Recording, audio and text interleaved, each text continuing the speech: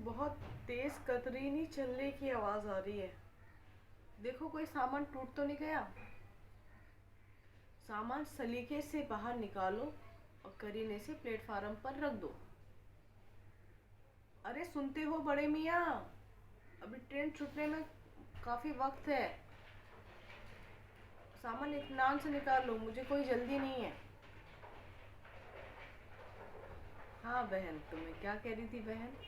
हाँ, अरे ऐस खामोश पसंद तबीयत भी किसी की ना हो, बात बीच में ही रह जाती है। हाँ बड़े मियाँ, पहले छोटा ट्रक निकालो उसके बाद बड़ा। और पूरे 12 नग हैं, 12। मैं गिनवा लूंगी। हाँ बहन, तो मैं क्या कह रही थी? अरे ऐसे वाक़ात तो होते रहते हैं, और ख़ास करके ऐसी औरतें जो घर घर की बिल्लियाँ होती हैं, ऐसा चुटकुला छोड़ती हैं कि अल्लाह की पनाह। पिछले हफ्ते की बात है,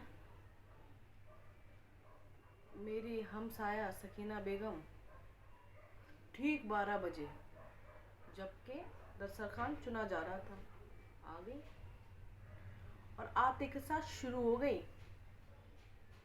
और बीबी कुलसुम बता रही थी, वो बरेली वाली है ना, उसकी जो पालका है, रोज नाचने नाच घर जाती है। अरे निगोड़ी है ही कितने बरस की, 12-13 बरस की तो है, फिर ये नाचना गाना कैसा? अरे बरेली वाली बेगम सोने का निवाला खिलाती है, निवाला, लेकिन देखती है शेरनी की नजरों से। और फिर मुझे नहीं यकीन। हाँ मेरा है, बस बार बार मत पूछना, सारा सामान मैं तुम्हें बता चुकी हूँ।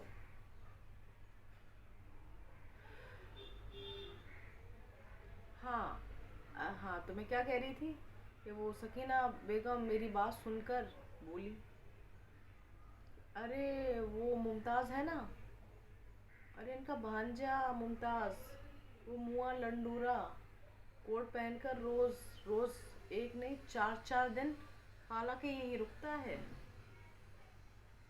और ये बात खिड़की पे बशीरा की माँ बैठी हुई सुन रही थी, गौर से सुन रही थी। सुनी कि पेट में चूहे दौड़ने लगे, सीधा चदड़िया ओढ़ी, गुमानी बेगम के यहाँ जा पहुंची। बरेली वाली बेगम की बड़ी बहन गुमानी बेगम के यहाँ जा पहुंची। गुमानी बेगम ने उनको देखा तो कहा, अरे बशीरा, इधर कैसे?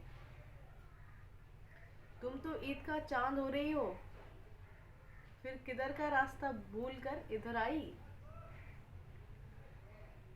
अरे मुझसे ज़्यादा बात नहीं होती है, मैं ज़्यादा बात नहीं कर सकती। और निगोड़ी खामोश पसंद तबीयत का क्या कहूँ। हाँ मेरा है। अरे इनका है, उनका है, पूरी दुनिया का है। अरे मेरे सर पे बैठोगे क्या? हाँ मेरा है, रख दो।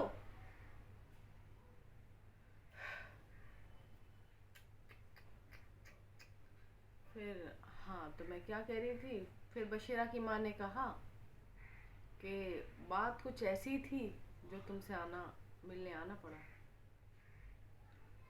अरे है कि सुना है कि तुम्हारी बरेली वाली बेगम की जो बालिका है, तो माशाल्लाह बहुत अच्छा नाचती है, और तो और नाचने नाच घर भी जाती है। और आपका जो मुमताज़ है ना, भांजा, वो भी कई कई दिन खाला ही के यहाँ रहता है। हाय हाय हाय हाय, खुदा गजब, बहुतान झूठ, सफेद झूठ। कल ही तो मैं वहां गई थी, परसों कह रही होगी फरीदा किसी नाचवाज घर नहीं जाती। तुम बताओ ये बात तुमने कहाँ से सुनी? सकीना बेगम से मेरी हमसाया कुलसुम बीबी की जुबानी मेरी हमसाया सुरैया को सुना रही थी। अरे तुम्हें किस बात का डर? मैं इस बात का मुहावरा करवा लूंगी, पूछवा लूंगी। कुलसुम को भी यहाँ बुलाऊंगी और सकीना को भी यहाँ बुलाऊंगी और तुम्हें भी आना होगा। बताओ, कोई किसी की बहन बेटी को ऐसे बदनाम करना अच्छी बात है क्या?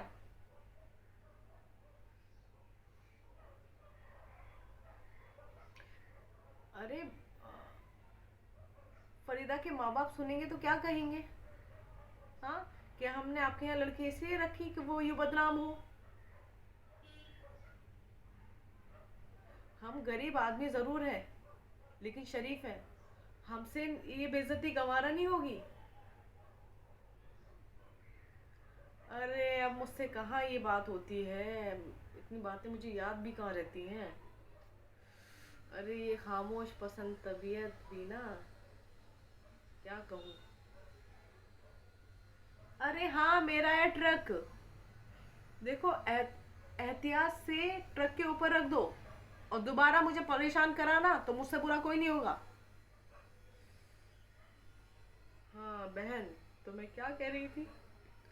हाँ, अरे वो बशीरा के अब्बू एक दिन स्टेशन से आ रहे थे और स्टेशन पे आके उन्होंने देखा उनकी बहुत बड़ी दुकान है।